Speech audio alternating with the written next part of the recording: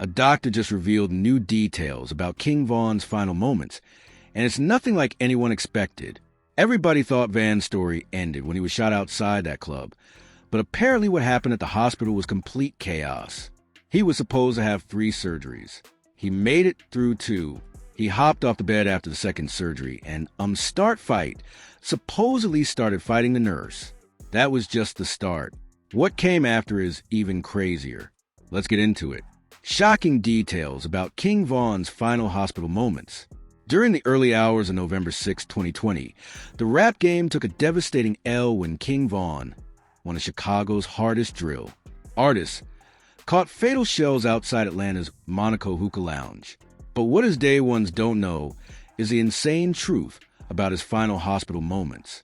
A story so crazy it sounds like street mythology rather than actual medical facts.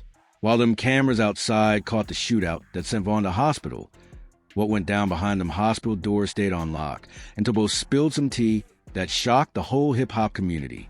According to a Reddit discussion from March 18th, 2025 titled Bowo explains how KingVon died during surgery. This revelation blew up with over 400 upvotes and 300 comments from fans who couldn't believe their eyes. From Bo's account, Van's final moments were nothing short of legendary. Even with surgeons trying everything to save him, Van stayed true to the Mo Block, instincts that made him feared throughout Chicago. A World Star hip-hop post from March 2025 detailed how Van somehow regained consciousness and, running purely on adrenaline and street instinct, literally pulled himself off the operating table. He had 3 surgeries, but he made it. He was supposed to have 3 surgeries. He made it through 2. He hopped off the bed after the second surgery and supposedly started fighting the nurse and asked the nurse where's his gun at. In what doctors called an unprecedented reaction to trauma, Von allegedly threw hands with hospital staff demanding his blick still in survival mode despite having catastrophic wounds. According to Bo, this final act of defiance ultimately caused Von to die from hypovolemic shock. His body couldn't handle both the gunshot trauma and the extreme stress from jumping off the table. And then he died because he went into shock. So I'm guessing if he would have just laid there, he probably would have survived. And then he died because he went into shock. So I'm guessing if he would have just laid there, he probably would have survived. As expected, fans went crazy when they heard this, wondering how Van still had the strength to pull off such a move. That's the most Van thing I ever heard. Died how he lived. A real soldier. If you know Van's music, you know this is exactly how he would go out, looking for his pole till the end. Bro was ready to slide on his ops from the surgery table. That's why he was the most feared in Chicago. This story spread like wildfire across social media in 2025, racking up thousands of shares and reactions. Fans couldn't stop talking about this final chapter in Van's life. To really understand why this story hit so hard with fans, you gotta know who KingVon really was. Born Devin Bennett, Von wasn't just another rapper. Many saw him as one of Chicago's most feared drill scene personalities, with a rep that went way beyond his music. Before he ever spit a bar under Lil Durk's F label, Von had already built a fearsome street presence in O Block. His raw storytelling in tracks like Crazy Story and Took Her to the O wasn't just art. Many believe these were real chronicles of his life in Chicago's dangerous streets. Van embodied that raw, unfiltered Chicago energy. His music wasn't cap, it was his real life. That's why the story of his final moments resonates so hard with his fans. It perfectly matches the image of a man who never backed down, who stayed ready for whatever. According to those close to him, Von kept the same intensity in real life as he showed in his music. His reported final moments, fighting hospital staff, searching for his tool even as his vital signs were crashing, had become part of the KingVon legend, cementing his image as unflinching to the very end. But these actions ultimately cost him his life. For Van's loyal fans, this story is the ultimate proof of his character, a man who lived and died by his code. Across Twitter, Instagram, and TikTok, fans have created endless tributes showcasing Van's final stand. The comments don't lie. Van really jumped off the operating table looking for his gun. Most gangster I ever heard. Long live Von. They can't say that slide for Van no more. Forever. This why the ops was scared of him. Even dying, he was ready to blow.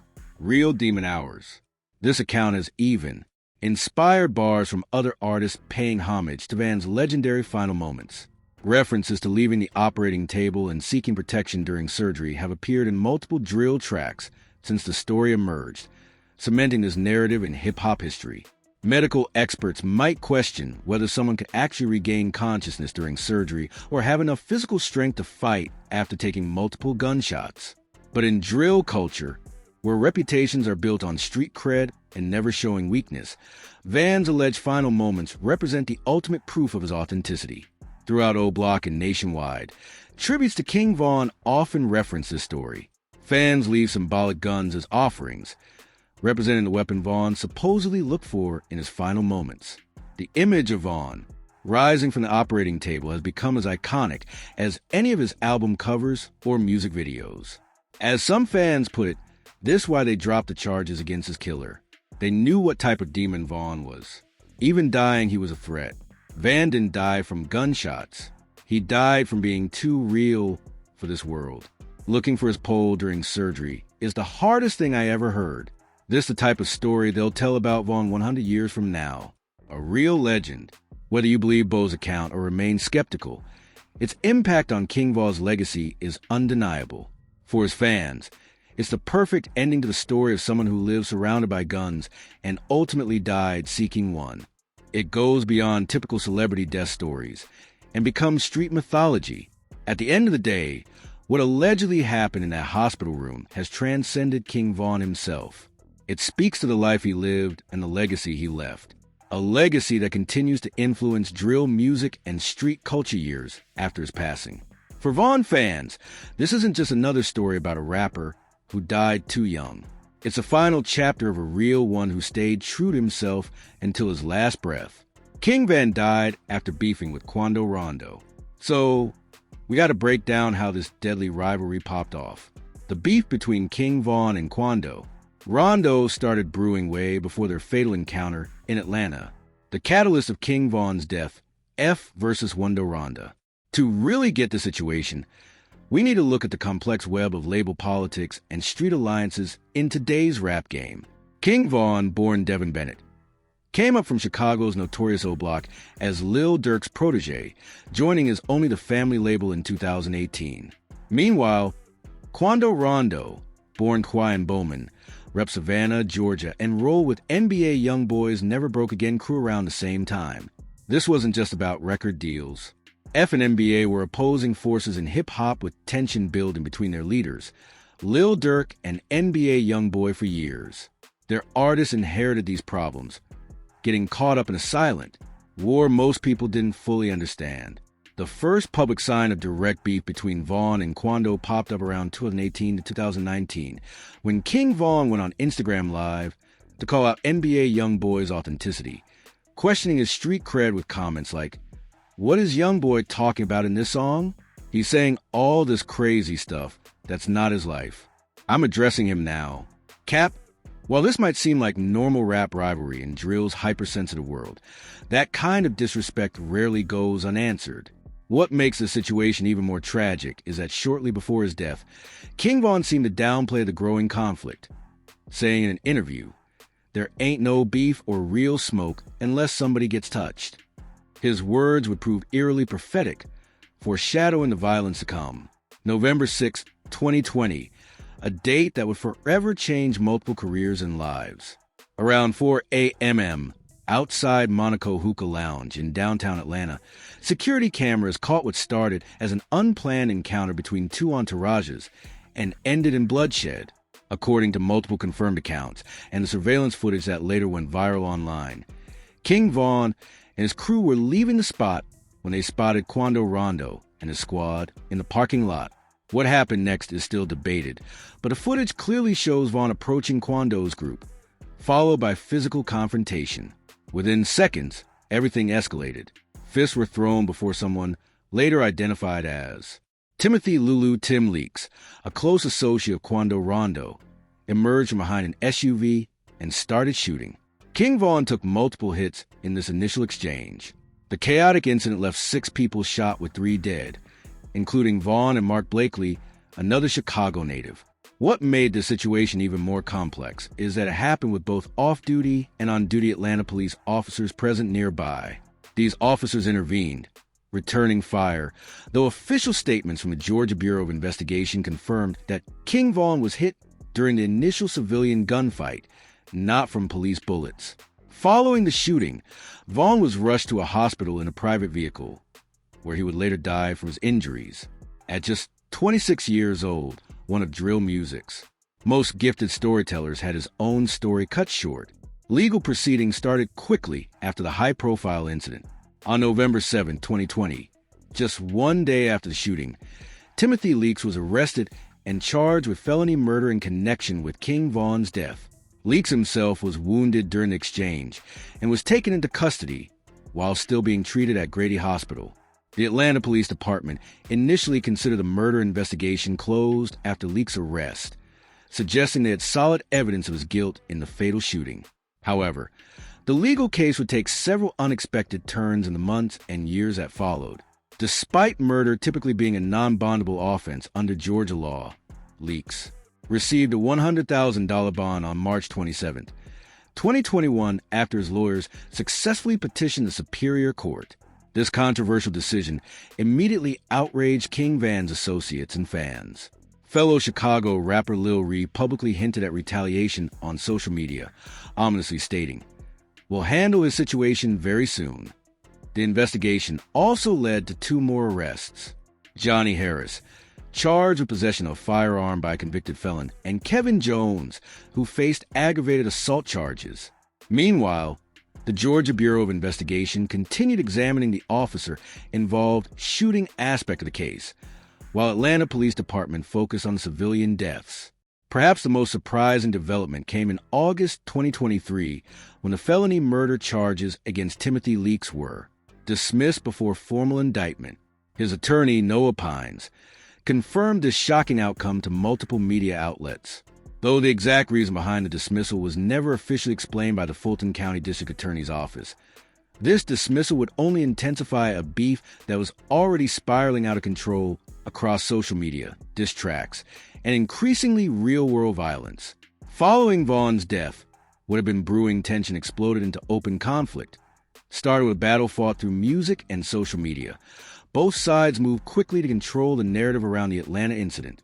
On November 20th, 2020, just 2 weeks after the fatal confrontation, Wando Rondo dropped in the story, a track addressing the fight and pushing his self-defense narrative with lines like, "Look at the footage.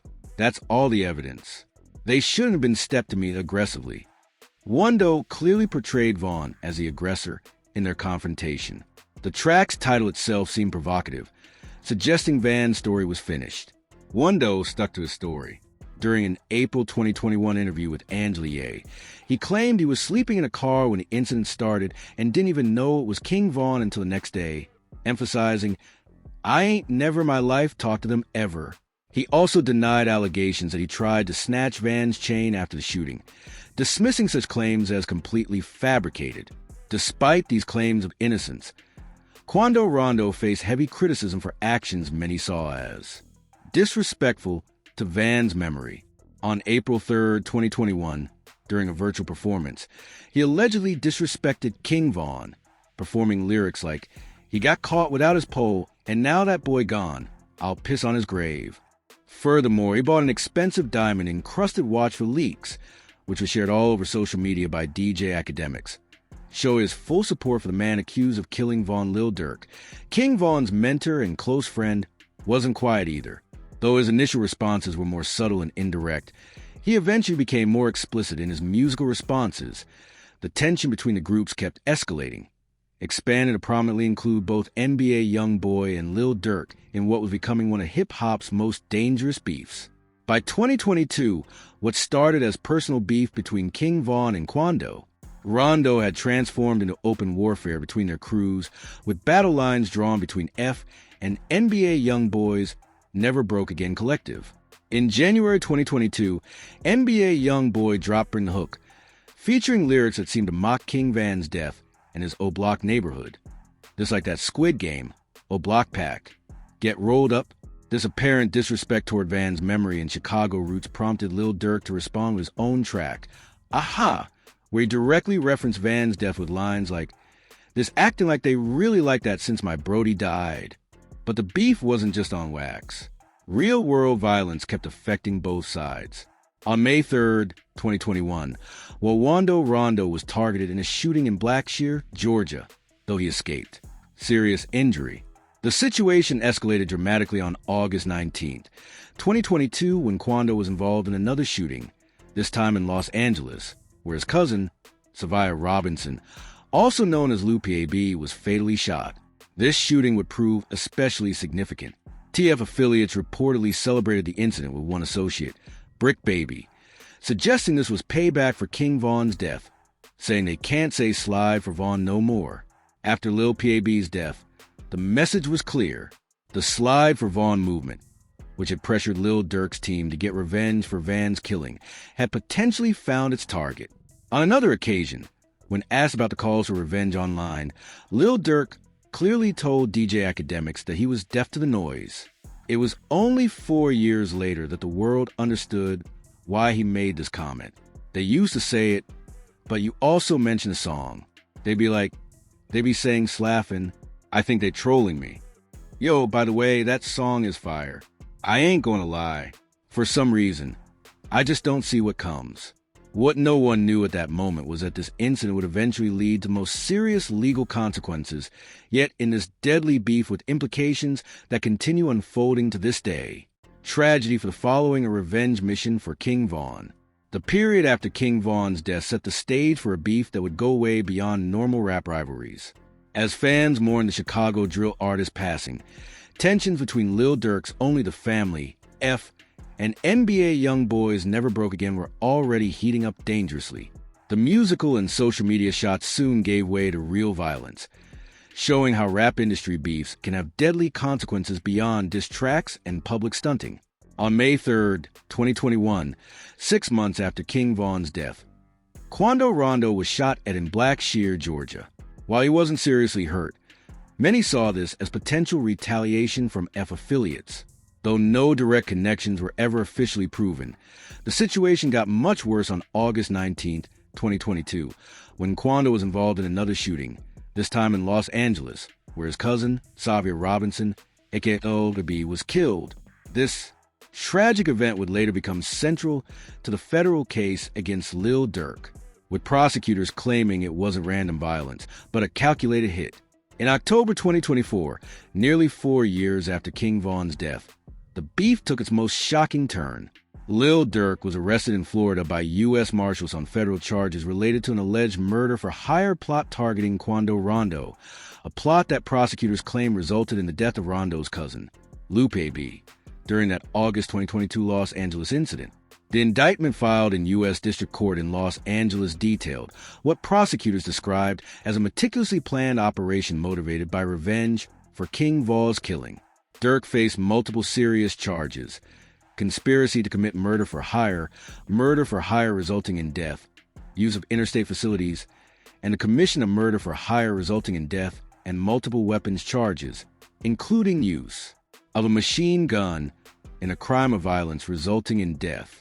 According to federal prosecutors, Durk allegedly financed and orchestrated the hit by paying 5 associates: Kayvon London Grant, DeAndre Dantrell Wilson, Keith Jones, David Bryan Lindsay, and Asa Houston to travel from Chicago to Los Angeles to carry out the hit. Evidence presented included financial records showing payment cards linked to use for travel arrangements, along with incriminating communications warning his associates not to book transportation under his name or anything connected to. This move just suggested efforts to hide the connection. Location data placing Durk in the San Fernando Valley on the day of the operation further strengthened the prosecution's case. Perhaps most damaging was Durk's alleged attempt to flee the country after his associates' arrest with bookings for international flights to Dubai, Switzerland, and Italy cited as evidence of consciousness of guilt. If convicted, Durk faces a statutory maximum of life in federal prison, with some reports suggesting the possibility of the death penalty. His trial, initially scheduled for January 2025, was postponed to October 14th, 2025, due to the case's complexity involving over 230 gigabytes of digital evidence and 20,000 pages of documentation. The case has been further complicated by a wrongful death lawsuit filed in February 2025 by Andrea Aquila Robinson, Lil PAB's mother, against Durk, his business manager, and another organization. Meanwhile, Durk's legal team has challenged the evidence, arguing it relies on misinformation, including YouTube videos uploaded by fans, accounts, and song lyrics that prosecutors have cited as evidence. While Lil Durk's legal team fought the federal charges, two key players in this story took very different approaches to the escalating situation. 3 days after Durk's arrest, Quando Rondo posted a cryptic message on Instagram alongside the announcement of his new track, Life Goes On. We didn't enter this music industry to succeed, just to remain entangled in street activities. We all have families and communities depending on us.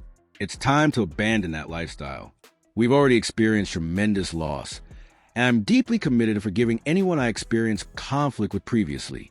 I extend positivity to everyone, praying for everyone, he quipped. Though Rondo didn't directly mention Lil Durk, the timing and content led many to interpret as a response to Durk's arrest, and perhaps an attempt to end the beef. After losing his cousin and surviving multiple attempts on his own life, Rondo's message suggested a desire for reconciliation and peace, a complete contrast to the violent rhetoric that had dominated the beef for years. For the music industry, this case raises serious questions about the relationship between artistic expression and real violence. When lyrics about retaliation are interpreted by fans as promises that need to be kept, and when social media amplifies these expectations, artists can find themselves trapped in escalating cycles of violence. They feel unable to escape without losing credibility.